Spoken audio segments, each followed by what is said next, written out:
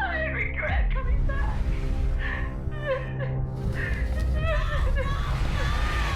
I should have never went searching for her. I should have never went searching for her.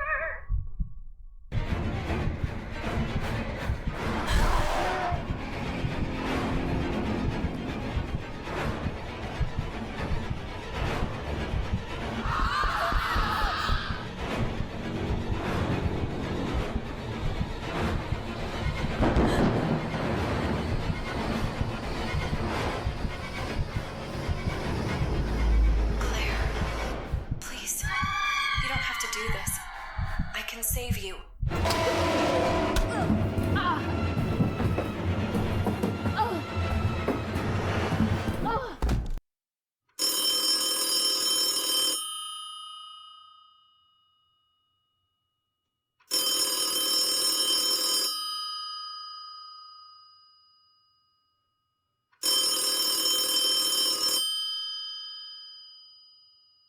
Hello, no one is available to take your call. Please leave a message after the tone. Hey Claire, it's Beth. It's been a long time. Too long. I know we had our differences about keeping up the family tradition after Mother passed, but she wouldn't want to see us like this. It's just, after what happened to Mother, I'm afraid of losing you too. It's your life, and I respect your decision to keep up the family's tradition. I guess what I'm trying to say is that I'm sorry. And Claire, congratulations. I heard that you're pregnant, and I want nothing more than to be there for you in this special time. That's what Mother would want. I'm in town for a few days. I would love to see you and drop a gift off for the baby. I really miss you, Claire. I hope to see you soon.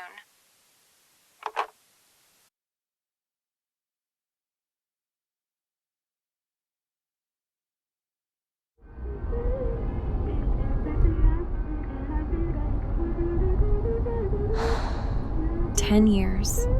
A whole decade. And she'd rather us be at odds than to put all of this behind us.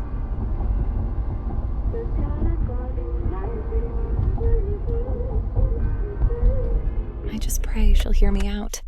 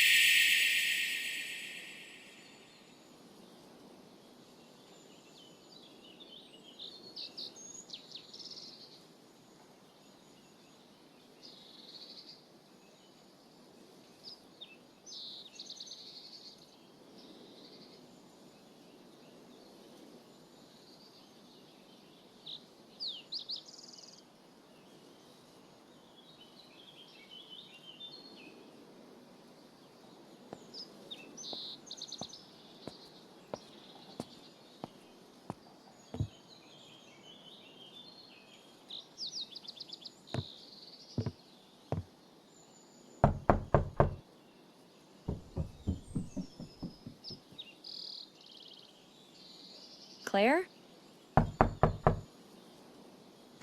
The door's unlocked.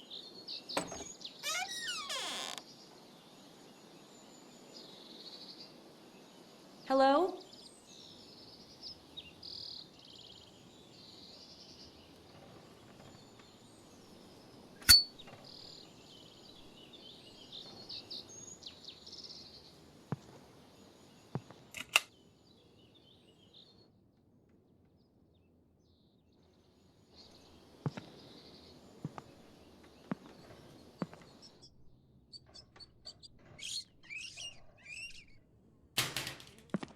It looks like no one has been here for years.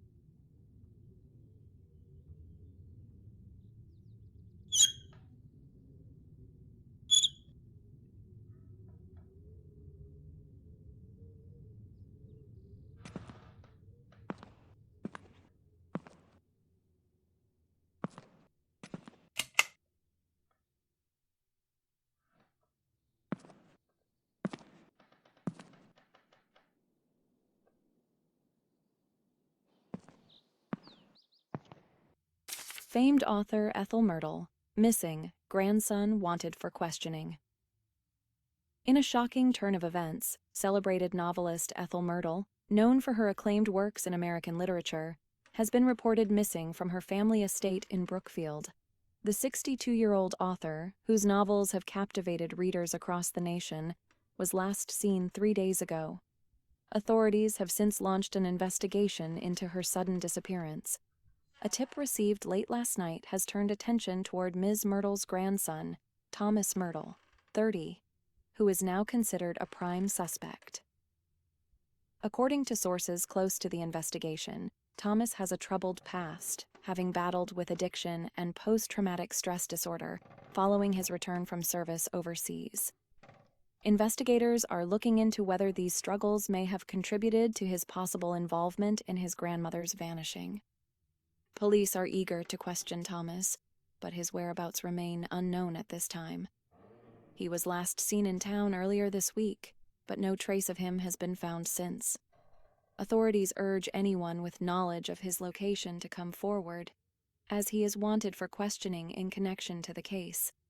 Further complicating matters, Ethel's husband, Arthur Myrtle, 61, has also not been seen in recent days.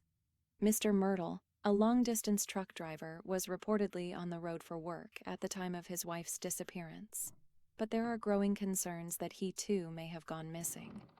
The Myrtle family is well known in Brookfield, and locals have expressed shock and disbelief over these mysterious circumstances.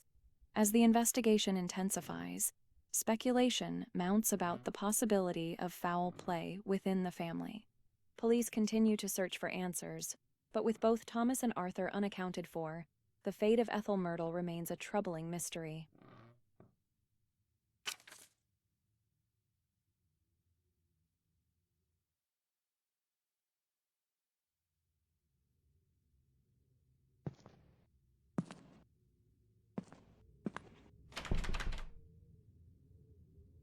Even though she was blind, Grandma was a master alchemist.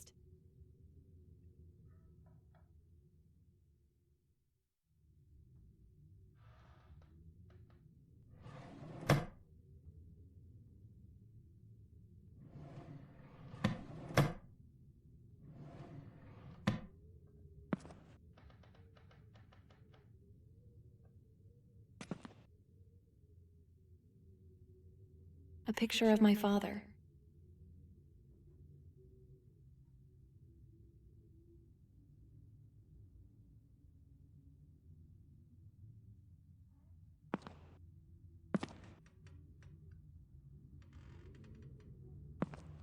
My mother was so young in this picture.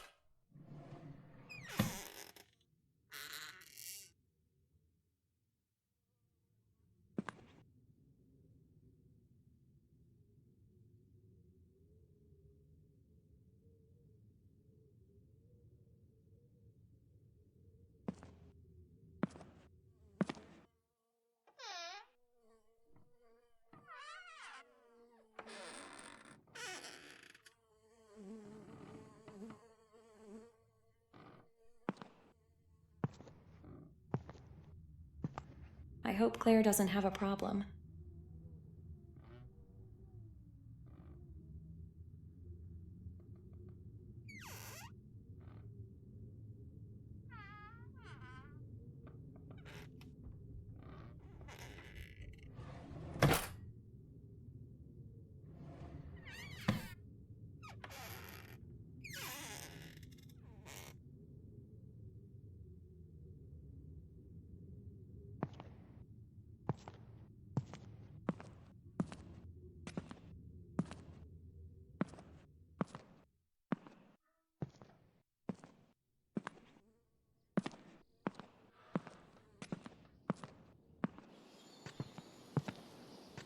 These books were passed down through generations, written in a language known only to select members of my lineage, but there seems to be a book missing.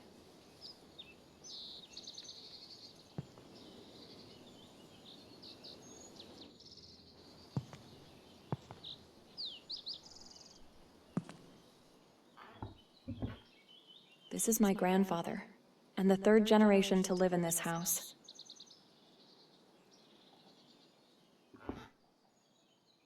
This is my great-grandfather who inherited the house, and according to Aunt Lily, he secretly added a hidden passage to safeguard our family's secret tradition. I've never actually believed that, though.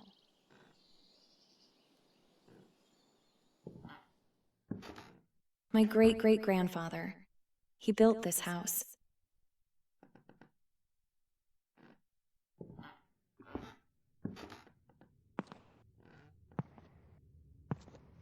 Mom and Dad. I barely knew them, but I miss them so much.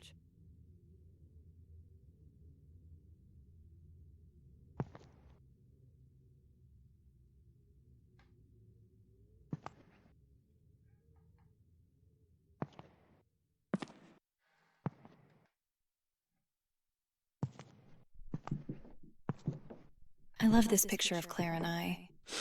We were inseparable.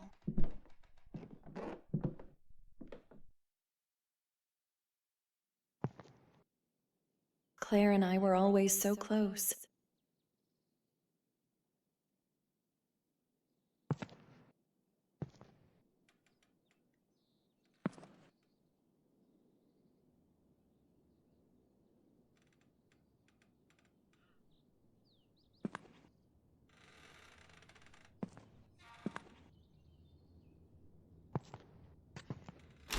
It has a combination lock. I'll come back to it later.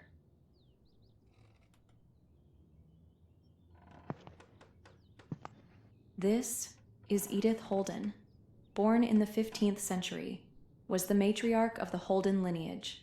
Her life laid the foundation for the tradition that endured through the centuries.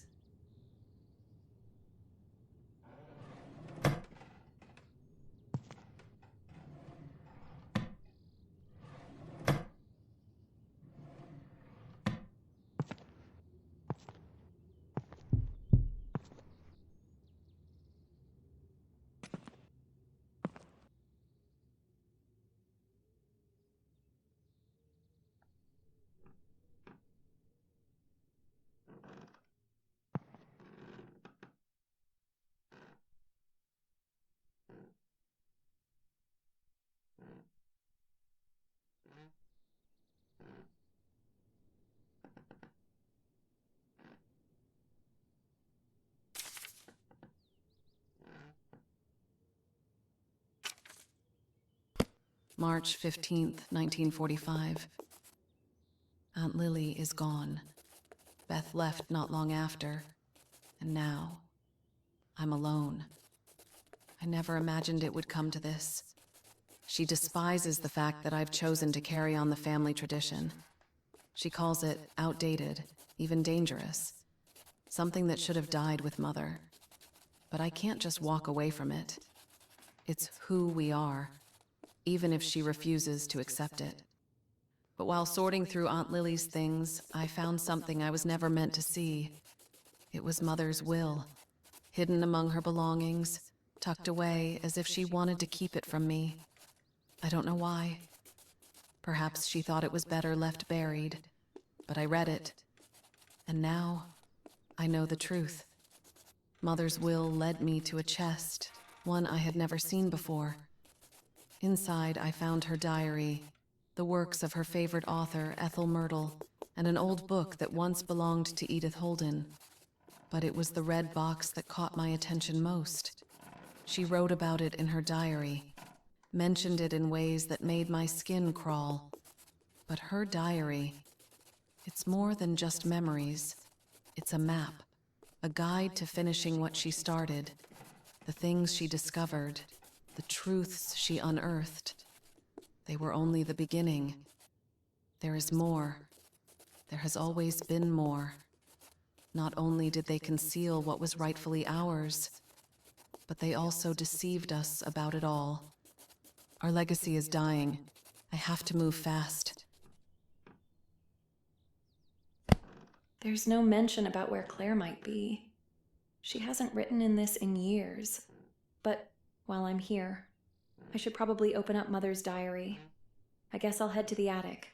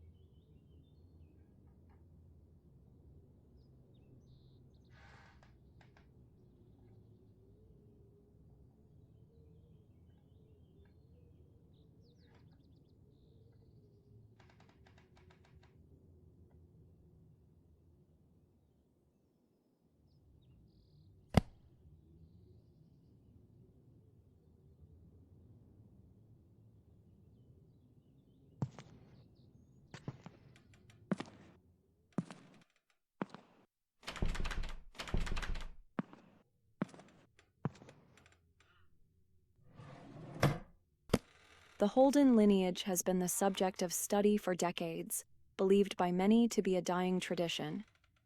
What little we have uncovered suggests that their practices, once passed down through generations, have been deliberately left to wither. Whether this was due to external persecution or an internal decision remains uncertain, but the result is the same. Their knowledge has faded into obscurity, leaving behind only fragmented accounts and unconfirmed theories. One of the most compelling aspects of the Holden bloodline is the stark division of abilities between men and women.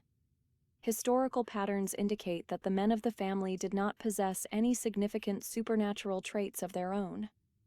However, they served an essential role as carriers of specific genetic markers, passing down inherited abilities to their offspring. These abilities varied widely, though two traits seemed to surface more often than others: the capacity to see into the spirit realm and, more rarely, the gift of foresight, allowing them glimpses of future events. The women of the Holden family, however, almost always displayed more tangible supernatural gifts.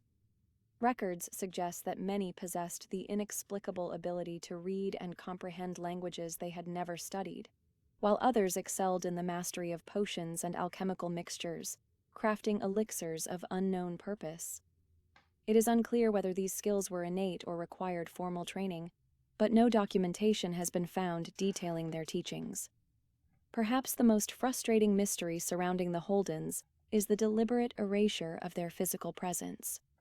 Despite years of searching, no known grave sites, burial records, or preserved remains have been located.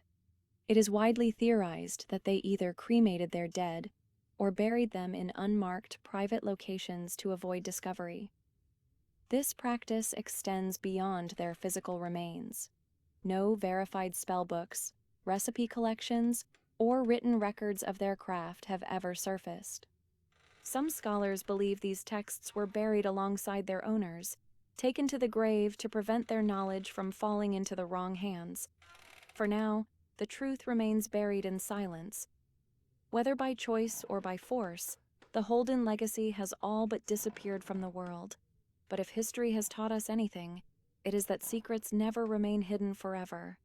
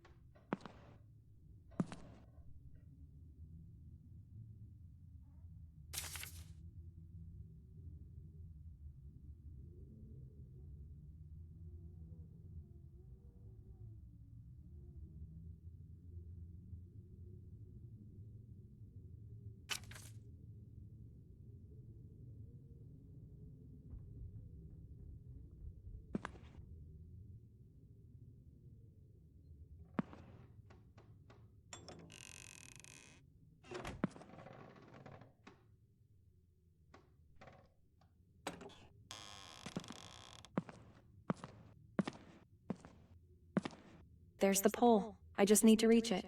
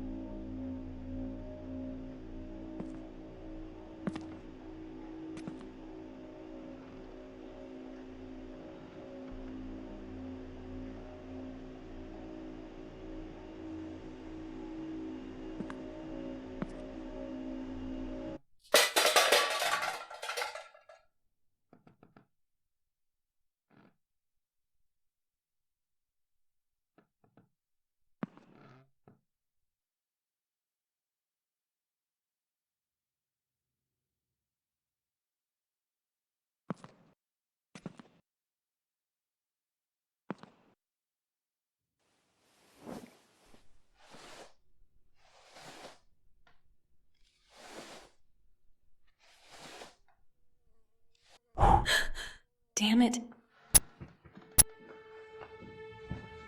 Shit, come on. Shit! Come on! I'm okay.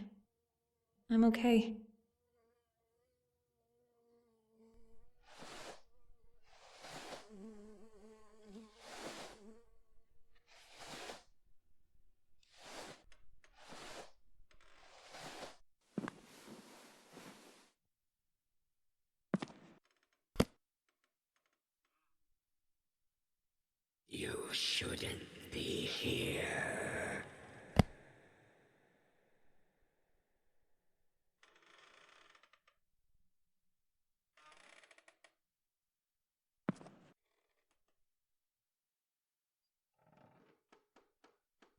Edith Holden, composed in the year of our Lord, 1773. In the year 1460, in a quiet corner of England, there lived a young woman named Edith Holden. She was the daughter of Sir Reginald Holden, a gentleman known for his travels, and his wife, who managed their household. Edith's life was one of simplicity and innocence. Sir Reginald often journeyed to distant lands, bringing back stories and treasures. On one such return, he presented Edith with a peculiar gem, a large ruby that emitted a soft red glow. Unbeknownst to Edith, this gem was drawn to her innocent youth, sensing her openness and ease of influence. One evening, as twilight approached, Edith retired to her room. There, she heard gentle whispers emanating from the ruby, speaking of mysterious and hidden powers. Compelled by an indescribable urge, she touched the stone. Immediately, she felt a surge of energy and began speaking in tongues, her words flowing in an unfamiliar language. Her hand moved on its own, inscribing symbols upon parchment that seemed important yet unfamiliar. This event marked the beginning of Edith's practice of what was later to be known as witchcraft, making her one of the earliest known practitioners of such arts. At the time, the term witchcraft was emerging, and practices involving magic and the supernatural were often shrouded in mystery and fear. As Edith matured, her beauty and vitality remained unchanged, leading to whispers among the villagers. Fearing that her agelessness marked her as evil, rumors of her execution began to circulate. By this time, Edith had been blessed with 2 daughters. Terrified that her death might endow them with none of the power she possessed, She penned a spell to ensure the continuation of her abilities. This incantation decreed that every quarter century, her descendants must recite the spell before her image to transfer her spirit and powers to the next generation. Despite her efforts to safeguard her legacy, Edith was eventually executed for her practices. Yet, her lineage endured, with each generation of Holdens performing the ritual to inherit her gifts. Over time, the family amassed considerable wealth, which they used to construct a hidden cathedral. Within its sacred walls stood a grand monument of Edith, serving as a focal point for the continuation of the tradition she had established. Thus concludes the tale of Edith Holden, whose quest to preserve her mystical heritage shaped the destiny of her descendants, intertwining their fates with the enduring legacy of her powers.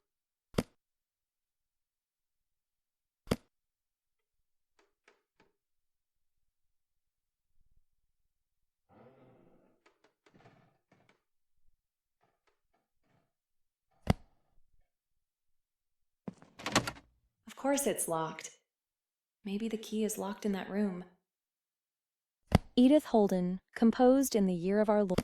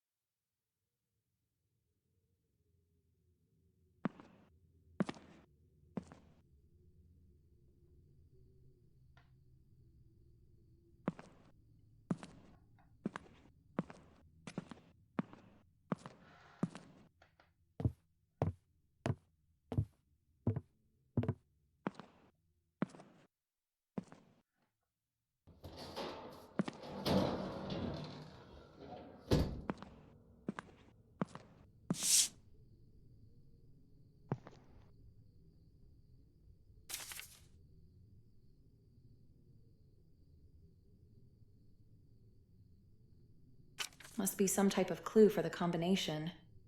I'll take it with me. I need to examine those books for clues.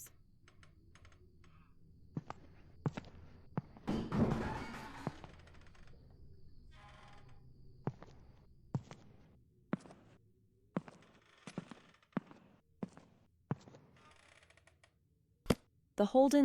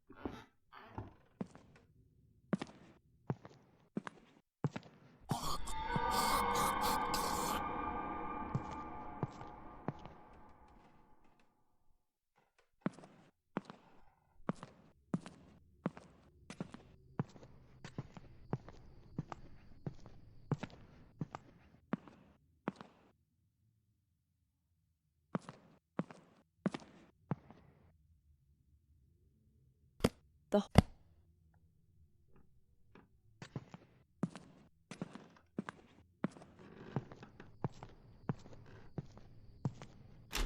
I need to examine those books for clues.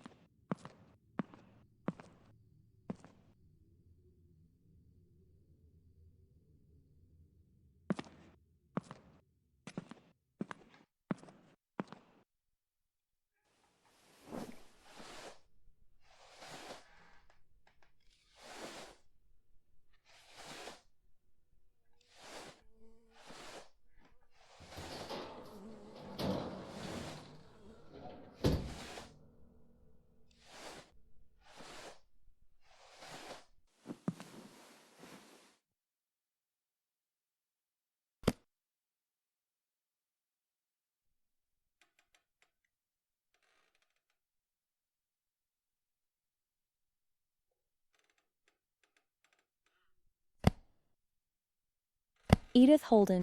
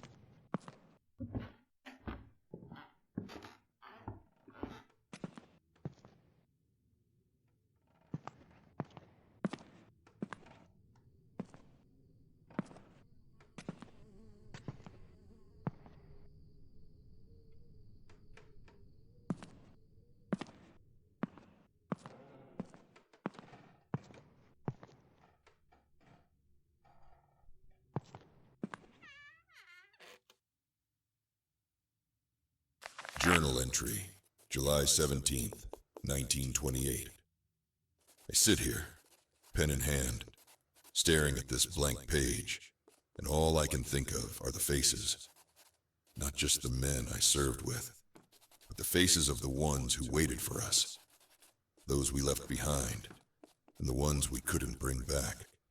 Anna tells me I'm too quiet these days. She doesn't say it outright, but I see it in her eyes. The worry. She's struggling too. There's a distance between us, a chasm neither of us can cross. And then there are my twin girls, Beth and Claire. Sweet, innocent faces. They're growing so fast, and yet, in my mind, they'll always be the little ones who ran to greet me when I came home. I should feel joy, gratitude, but instead, there's this gnawing ache. I can't look at them without thinking of what we fought for, what we sacrificed. Did we do enough? Did I do enough? Arthur Myrtle. I wonder how he's holding up. He was there in the worst of it, alongside me in the tank. Both of us praying the metal shell around us wouldn't be our tomb. We shared everything, our fears, our hopes, and sometimes even our silence. I haven't heard from him in months. Is he lost like me, drowning in the memories? Or has he found a way to move on? The nights are the hardest. When the house is quiet and Anna is asleep, my mind drifts back to those days. The mud, the noise, the sheer weight of it all, and the silence that followed. The deafening, unbearable silence of survival. God help me. still there.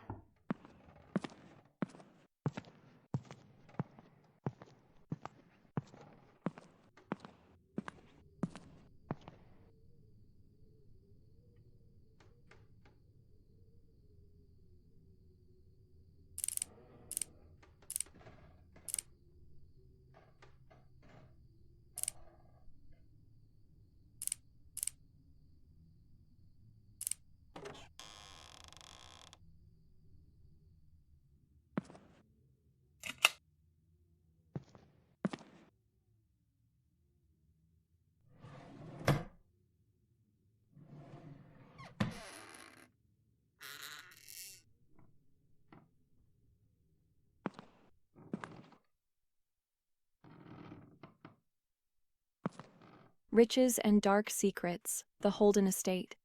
A tale has long circulated in our town, one that whispers of a grand and secretive cathedral buried deep beneath the estate of the reclusive Holden family. It is said that this hidden sanctuary once served a powerful family, skilled in the dark arts of witchcraft, and was adorned in gold and precious jewels. Estimates place the value of its treasures at a staggering $5 million, a fortune beyond measure. Despite numerous offers, Mr. Leopold Holden has steadfastly refused to sell his land, and rumors abound that he is either guarding the secrets of the cathedral or is clueless of what might lie beneath. His reluctance to part with the estate has only fueled the growing mystery. For now, the Holden estate stands as a symbol of power and mystery, its gates firmly closed, guarding a secret that may never be revealed. There's so many rumors surrounding this family. I never know what to believe.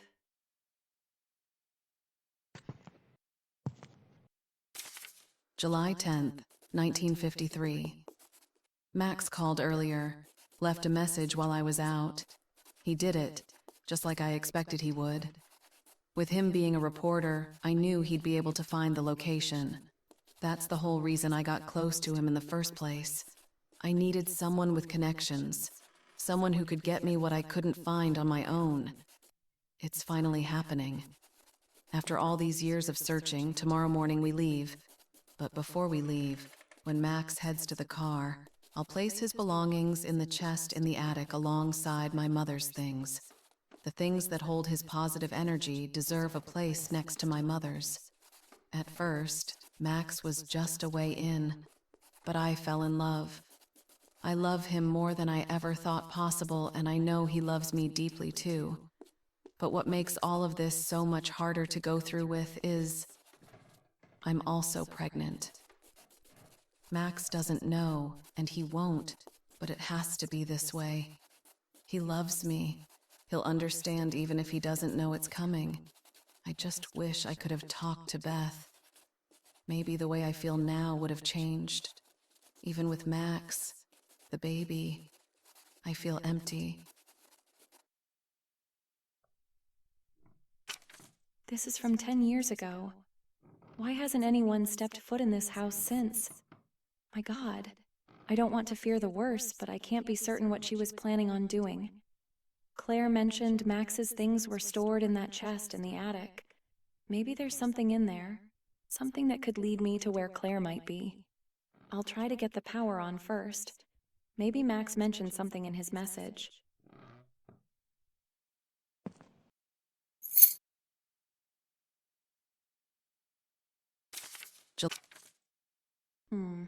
I'll have to get the power back on.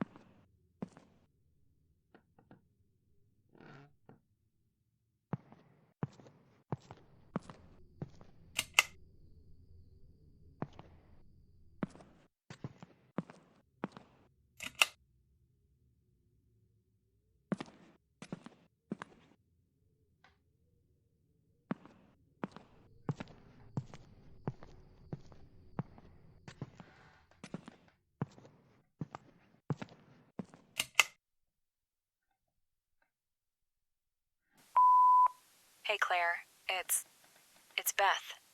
It's been a long time. Too long. I know we had our differences about keeping up the family tradition after Mother passed, but she wouldn't want to see us like this. It's just, after what happened to Mother, I'm afraid of losing you, too. It's your life, and I respect your decision to keep up the family's tradition. I guess what I'm trying to say is that I'm sorry. And Claire, congratulations. I heard that you're pregnant, and I want nothing more than to be there for you in this special time. That's what Mother would want. I'm in town for a few days. I would love to see you and drop a gift off for the baby. I really miss you, Claire. I hope to see you soon.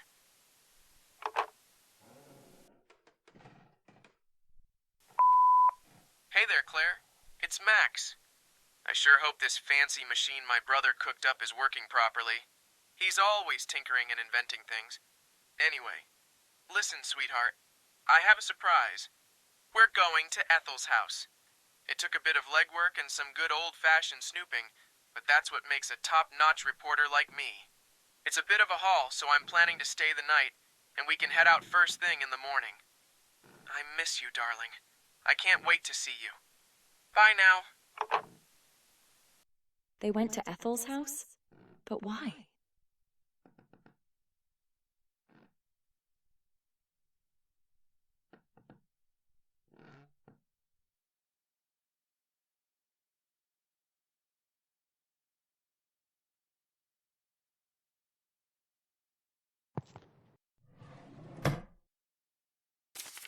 July 1885. From the moment I could speak, Mother knew my love for reading. As I grew older, I spent more time lost in books than I did beneath the sun's warmth. Why would Claire tear out pages from Mother's diary?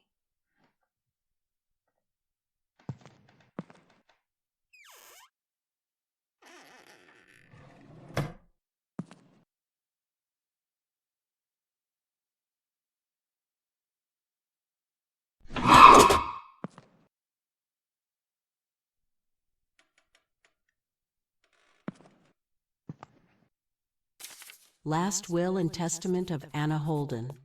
To my beloved daughters, Claire and Beth. For decades, our family has called this house home. It holds within its walls the stories of our ancestors and secrets hidden from the world. The estate, with all its lands and contents, I leave to you both to share equally. Hidden within the fireplace, awaiting those who can see beyond the ordinary. 3 figures must stand upon the mantle: a goddess of grace, with one breast bare, a man of wisdom holding truth in his hands, and the lion, fierce and proud, guarding the way. You'll then find a key, one that unlocks a chest in the attic.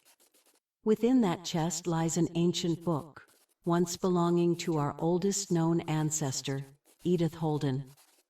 This book holds the very foundation of our tradition, and I trust you both to restore what is being lost. More than that, it is the key to a hidden world, one that cannot be reached without it. The bookcase downstairs guards the way. May you guard this legacy wisely. With all my love. I need to check what's hidden in that compartment. Claire might have left the key to the chest there. Max must have kept a diary or some notes. It could help me track down Ethel's house.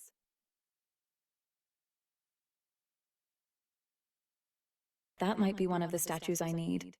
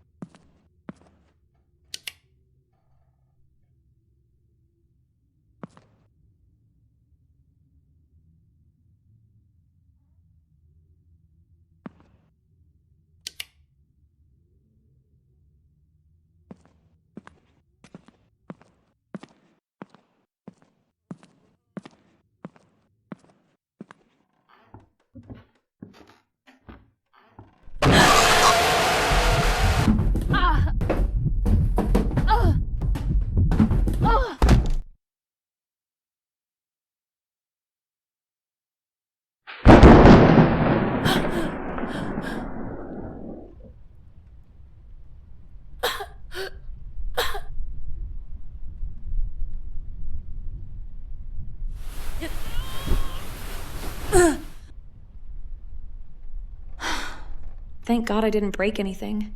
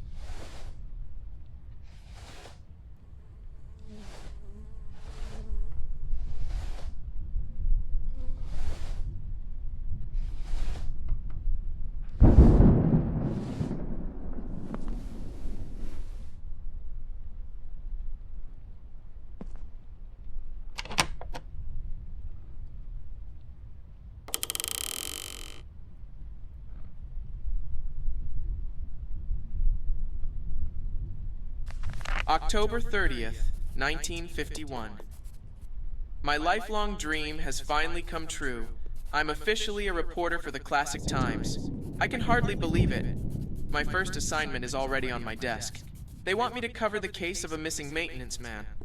I'll be heading into town later to talk with some of his regular clients and see what I can dig up. And as if that wasn't enough, something else remarkable happened. I met a beautiful woman today. Her name's Claire. We ran into each other at the coffee shop right across from the office. I was talking to a fellow there about my new job, and Claire, sitting alone in the corner, must have overheard. Next thing I knew, she came up and started asking me all about my work, and I think it really impressed her. I took a chance and asked her out, and she said yes right away. What a day. I think this might just be the start of something special, both in my career and maybe even my personal life. July 7th, 1953. Lately, Claire's been acting different. She keeps asking me over and over if I really love her, and if I'd do anything for her no matter what.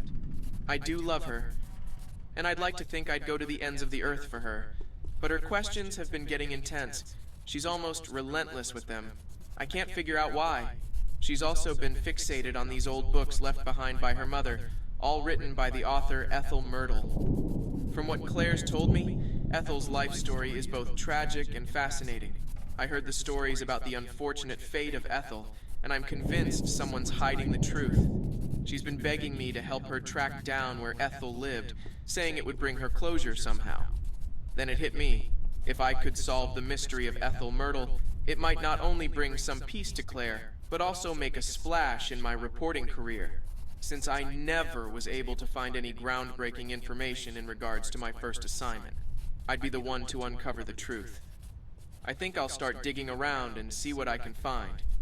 Maybe it'll give Claire what she needs. But if this obsession doesn't settle down, I'm not sure where things between us are headed. It might be time to move on. What's this? There's something in between the pages. This is exactly what I needed. Max must have a good memory if he left without this. This This must be Mother's diary. I feel like I barely knew her.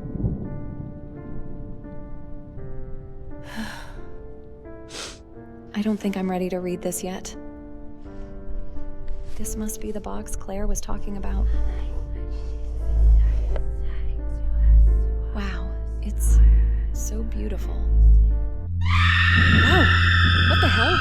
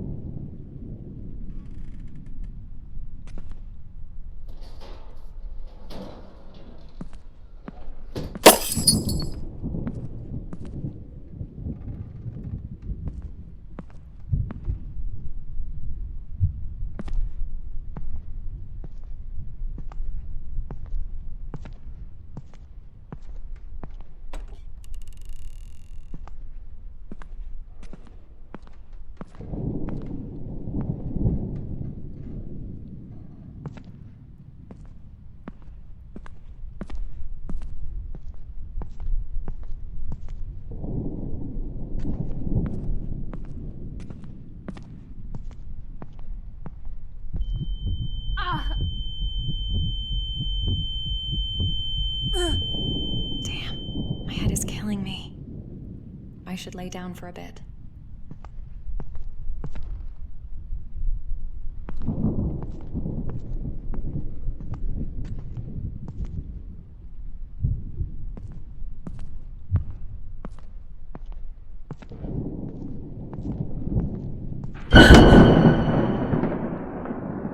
I must be seeing things. That fall really messed me up.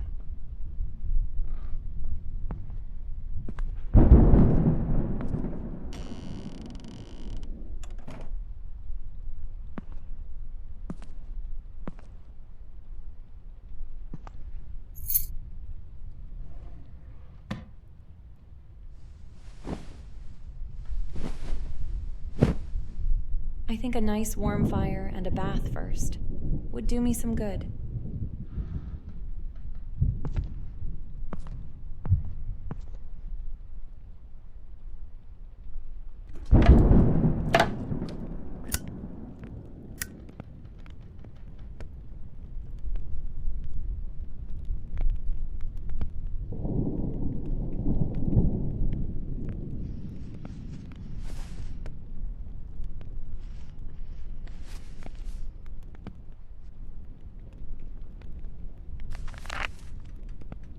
My dearest Beth and Claire, I pen these words with a heart laden in sorrow, seeking your forgiveness for abandoning you at such tender ages. My ventures into the forbidden arts have wrought nothing but suffering and regret. When I was younger, I was consumed by the ambition to master the craft of potions, to attain immortality and omnipotence. Yet, each potion I brewed in error hastened my path towards mortality. A bitter irony I only now fully grasp. My mother, your grandmother, was the true master alchemist among us. The potions I crafted in error began to eat away at my very being, a slow and excruciating decay. The pain it inflicted is relentless, reducing me to screams of agony. Knowing my end was near, I turned to the desperate and dangerous realm of black magic.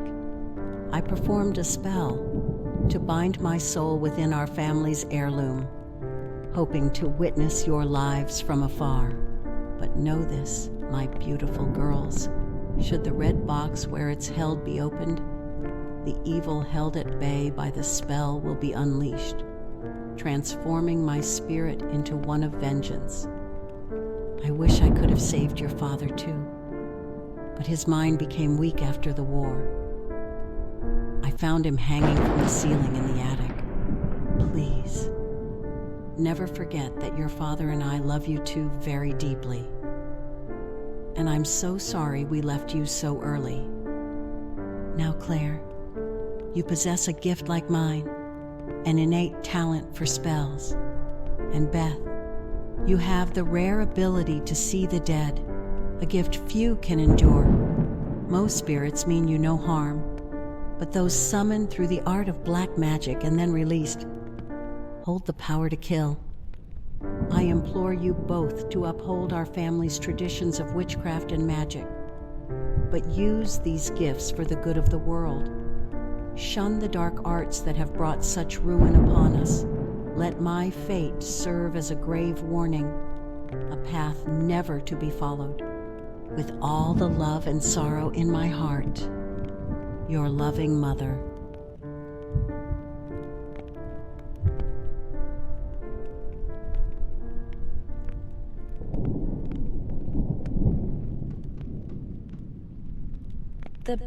The box.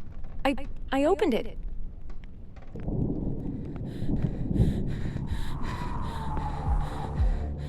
I need to get the hell out of here.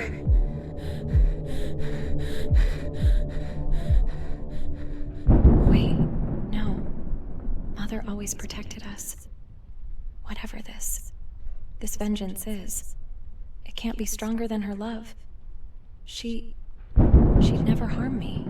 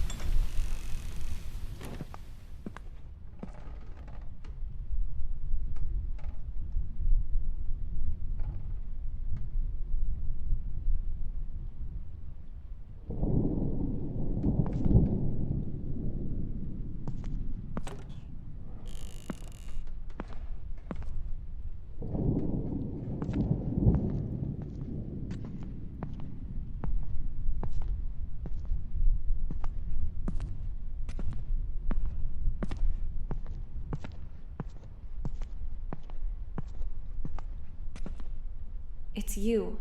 I've been seeing this whole time.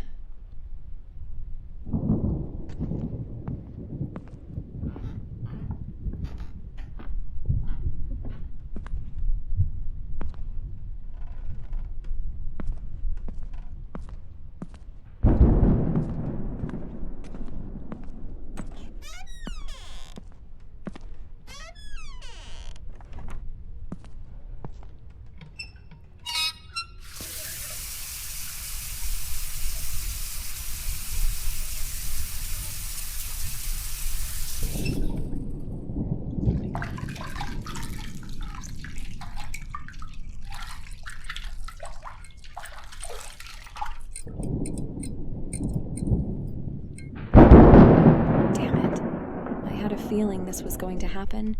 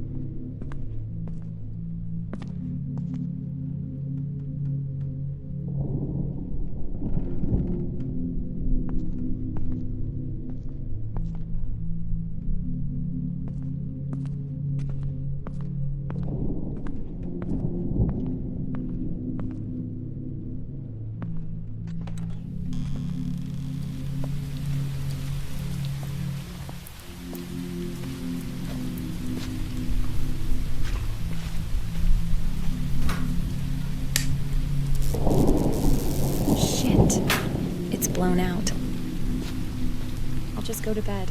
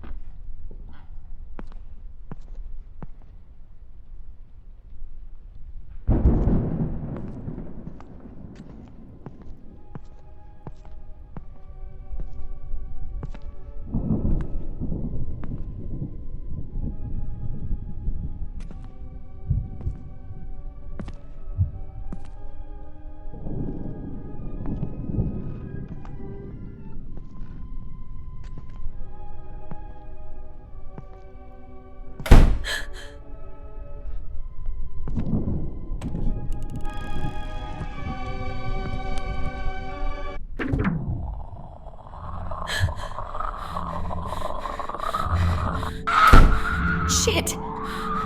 It's Mom!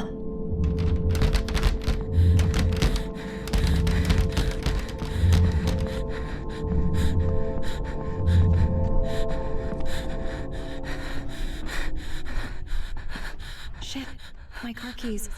They're in the bedroom.